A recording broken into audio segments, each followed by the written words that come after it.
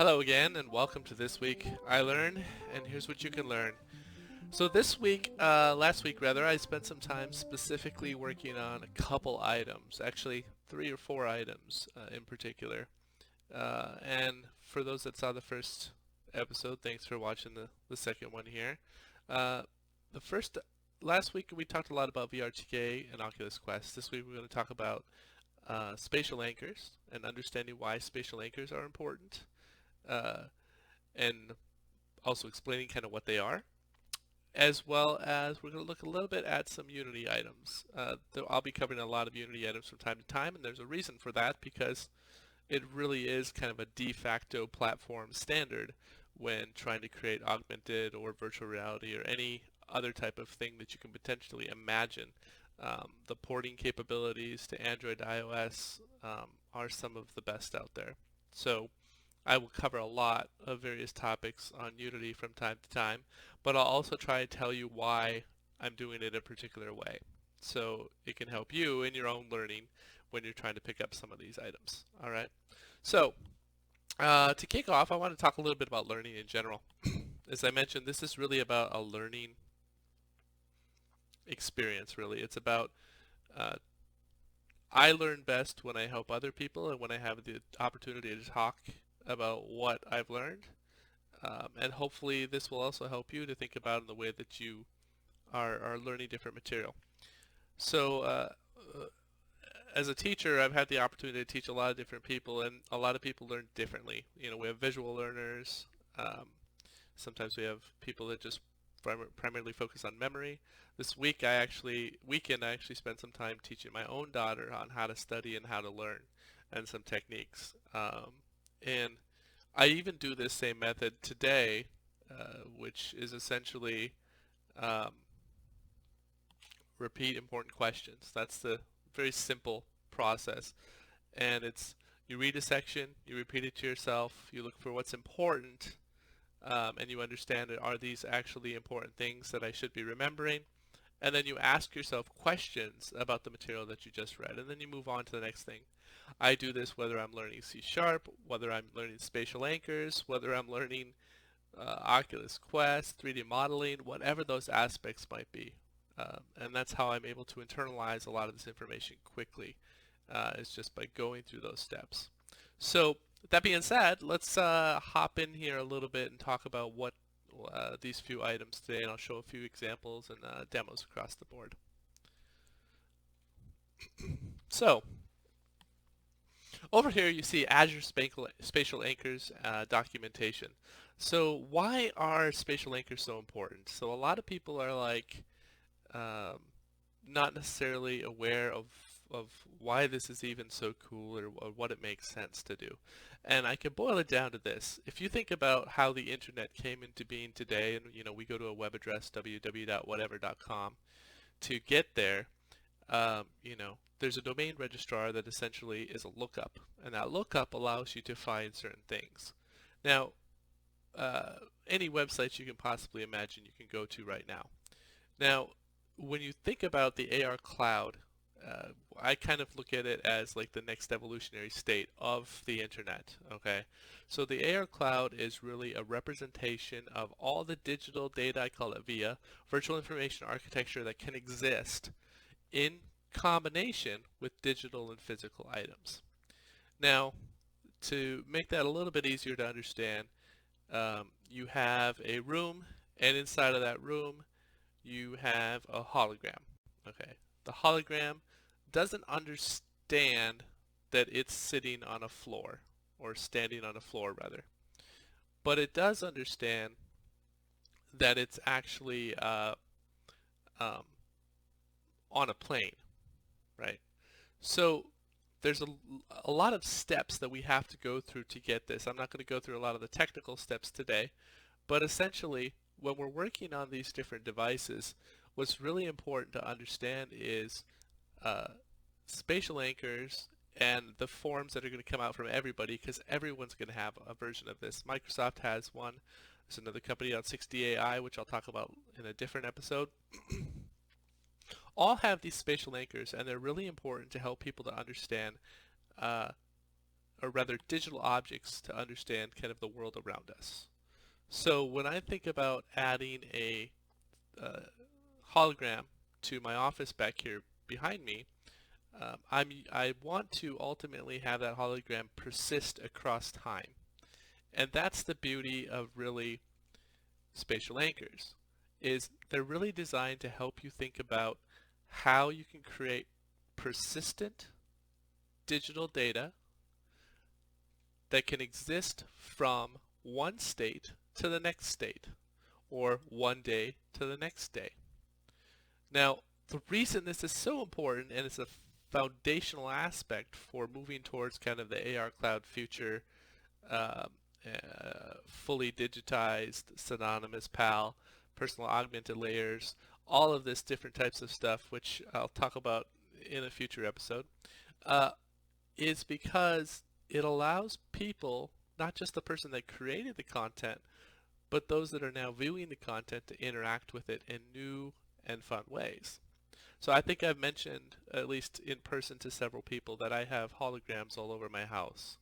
So I do. I actually have holograms in different rooms of my house, and eventually, you know, they can be doing different tasks. That's what spatial anchors actually provides, is it provides the capability to be able to remember in a place and in a location, as well as perhaps on an object such as a floor or a table, where you left a particular item, a particular hologram that you might want to interact. This is crucial because think about the fantasy future sci-fi areas that you basically walk into the room and you have like this digital interface that you can interact with and swipe with, right? Well, in order to do that, we need to also understand the physical objects that exist in that room, as well as the movement of those objects in the room as well. And so using a tutorial like this, essentially what I was able to do is create a anchor. You upload that data then over to the Azure Cloud. In this case, you actually have to learn a few things to get going. You actually have to first understand a little bit about spatial anchors and planar space, as well as positioning objects. You definitely have to understand some Unity. Definitely understand Visual Studio.net, Git are another thing that you have to understand, as well as Azure itself, which I could do 30 videos on. But essentially, there are some pretty good walkthroughs, and the walkthrough actually does a good job of showing you kind of what exists within inside of this various system. So inside of here, after you set up all your Azure anchors and stuff, you get to do something really cool, and you basically get to go through a demo app, and in that demo app you get to essentially upload a spatial anchor, and you will actually see it on the device when you put it up here, and it's really cool. Now this is just the first step in doing this, and like I said, these are not meant to be tutorials. It's meant to give you a little bit more of direction on these things that you should learn. Highly recommend you learn spatial anchors because the importance of them is only going to continue to grow in the future. Especially understanding them as a UX designer is going to be crucial, because when you look at multidimensional design systems, every three-dimensional design system is going to have to interact with both physical and digital objects. Okay, so after you go through these tutorials, you'll have at least an idea how to do it. Now there's different methods. There are some challenges and drawbacks, as I was talking to some of my friends, is that you have to capture the IDs of the objects, otherwise it becomes tricky to actually pull them back in. So it's definitely not perfect. This is really kind of the first steps. If you want to see this in kind of a more kind of a day-to-day experience, pick up a HoloLens and give that a try, because that's kind of a lot of how my holograms kind of persist is in the HoloLens. But it kind of gets you that thought process around how you might think about designing a digital object that has a constant interaction state from the persistence and where it's placed in the world. So I could have a digital little gremlin on my desk and essentially have it say different things each day of the week, because I'm just programming it to do so, and I just play a different animation sequence. So I'm going to wrap on spatial anchors for now. I'm sure there's going to be a ton of questions about that, but this is really something that you do want to wrap your head around if you're in this space, because it's only going to grow. Alright, so the next thing I want to move on to, last week I was specifically learning, is a lot with timeline. So timeline is something pretty cool in Unity, because what it allows you to do is to synchronize a bunch of scenes specifically inside of your Unity scenes. Excuse me, I said that wrong. Synchronize a lot of your different scenes and animation sequences together. So the easiest way to think of it is you could do a cinematic entry sequence, or you could have a character that's running, jumping, and then sliding, and that's a three-part sequence. And inside of that three-part sequence, essentially what's happening is you're giving you're using the timeline to help break that into a reusable piece that you can use again and again and again and call back to. Now there are some real big downfalls that I've run into, specifically when I was trying to learn this pitfalls wise. So starting with the timeline, there's some good documentation, of course, and I highly recommend you read this. But the use case that I'm particularly using is I want to have a scene played out in augmented reality with animation sequences and a whole bunch of different things happening until I trigger another event. Okay? So one of the challenges that I'm going to point out here is it's actually not that easy to understand how to create just a simple object animation sequence. You don't actually use the same animation. Otherwise, if you do, I tended to run into a legacy problem with animation clips. So let me show you a real quick example of that here. So if you look here, I have just a real simple scene. Okay, I'm going to create another object on the scene, a cube. I'm just going to put this cube over here, and I have a timeline that I created a while ago right here. For this example, I'm actually going to, I'll leave the timeline here. Now, I'm going to create an animation that moves just this cube here, but first let's make this just a little bit easier to see. I'm just going to create a new material real quick, just so I can see this object a little bit different from everything else. So, and I'll just color this text green. There we go. Alright. So what I spent a lot of time on and a lot of problems, and finally I went to the forum to try and figure out the answer to, but I think I actually figured out the answer myself, it just took a lot of work to get there, was trying to do an animation sequence of an object specifically on a timeline. So imagine if you wanted to flash the text off and on, or move the text position, or scale it, or scale an object in the sequence of other timed events. Okay? How would you do that? So here's how you do this. So first, I'm going to create a animation track, and I'm going to rename my cube to red cube just so I know what it is. Go back to my timeline. I'm going to take this and I'm going to drop this right onto here, and it's going to say create animation on red cube. Okay? Alright. So now the tricky part here is you still need to see these properties over here, but I have to push the record button as I'm going to record the various motions that I'm going to take throughout my time sequence just for this one object. So I'm going to hit record. I'll pull the timeline forward just a tiny bit, and then I'm going to tap on my cube. Okay? Now any motion that I move from here to there is basically going to set a keyframe animation sequence. Okay? So I'm going to scale this up. Okay? And I'm going to move my keyframe up a little bit more. You see there's other things happening. And I'm going to move that just a bit. Notice I paused it. I got another animation. And now I'm going to do just a rotation, -45 on the cube. Okay, so that's going to blend together smoothly. And then I'm going to go ahead and just do -50, just some things to show that there's some motion here. That's all I'm really trying to do.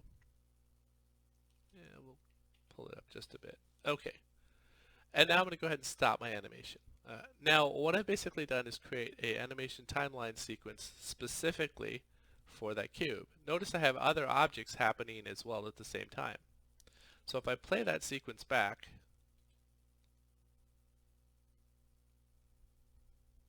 I can do a lot of really cool things really quick. In my instance, what I was trying to do was something very simple. I'm going to go ahead and delete this and show you real quick. I was specifically trying to create a text object, activate it, using Text Mesh Pro.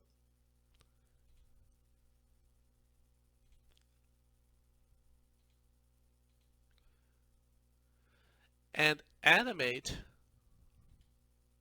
the text object so that it moves up and blinks, the texture changes to 0, and basically it's like hiding and showing the object with a little bit of style, so to speak. So I'm going to go ahead and add an animation track again. I'm going to take this object here, I'm going to drop it over here. Actually, I'm going to change that. Okay, I'm going to click on this again. Now I've got my animation sequence. We'll just move that up a little bit. Click on my object. From here, I'm going to go ahead and change the color to just white. I'll move a little bit forward in time. And then I'm going to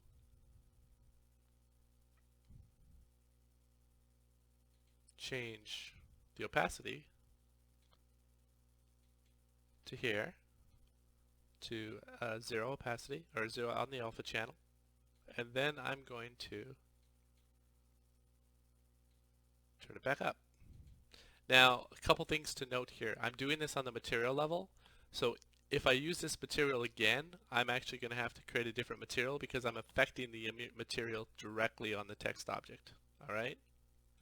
But if I play that back, you're going to see the other thing happen in the scene, and you get this nice fade in text effect. So,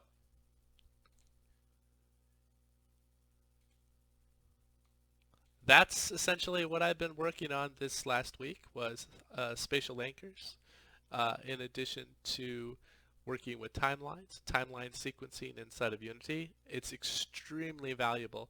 It is a little bit tricky when you start to get into some of the other items, but I will tell you about a few of those, and then we'll wrap up for this session, which is a little bit longer than I thought it would be, but that's alright. So, in addition to this, after you have these sequences correct, you can actually add what's called a signal emitter. The emitter is essentially a time frame that's going to show up. It's going to send out a signal that you create. So I'm just going to create a dummy signal.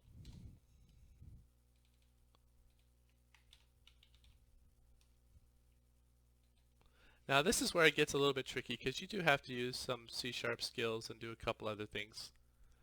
But essentially, sorry, timeline disappeared on me, is I've got my dummy signal. I could choose how long I'm going to emit it, and I can choose if I'm going to emit it retroactively. I'm going to add a signal receiver. Now this can really be any other game object, but it's essentially what do I want to happen next. So maybe when I play this next, maybe I want to play I want to trigger another animation sequence, or I want to hide the player or show a prefab that shows an explosion or something like that. I can rig this up to do that, and that allows me to basically trigger events based upon timeline sequences. Alright, so there's a lot more to dig into here. Honestly, it will take you a little bit of time to learn some of these things, but they're all... So thanks for watching what I learned this week. This week we talked a lot about spatial anchors as well as timelines. I spoke a little bit about kind of why those are important for you to learn. Both of those are going to be extremely important when you're building augmented scenes, augmented situations, even virtual situations as well, for applications, and of course even games. If you have any questions, you can of course reach out to me. But at the end of the day, I hope that you found something here that was really exciting and that you really wanted to find out, and maybe I piqued some curiosity in you to learn something new.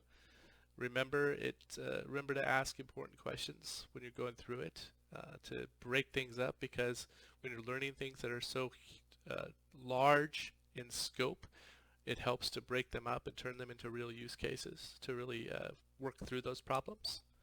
And then once again, I'm Preston McCauley. Thanks for watching this second episode of what I learned, and I hope to see you again in episode 3 a week later. Have a great day.